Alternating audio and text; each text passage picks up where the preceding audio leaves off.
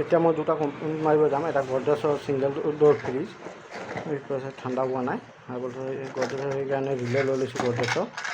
তাৰপিছত অল্ড মডেলৰ হয় OLP ভালটো লৈ লৈছোঁ।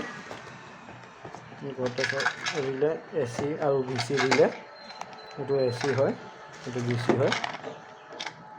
AC BC দুটা ৰিলে লোৱা হয়। তাৰপিছত ৱৰ্লপুলৰ ডাবল ড'ৰ এটা আছে, তাৰ কাৰণে ৱৰ্লপুলৰ ডিফ্ৰষ্ট টাইমাৰ ল'লোঁ। থাৰ্মেল ফ্ৰিজটো ঠাণ্ডা হৈ ৰখি দিয়ে। ইয়াত অটো ডিফ্ৰষ্ট টাইমাৰটো লক হৈ যায়।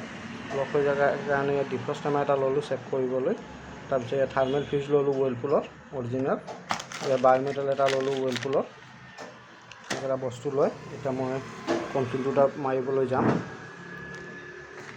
এতিয়া বায়'মেটেলটো সোমালোঁ।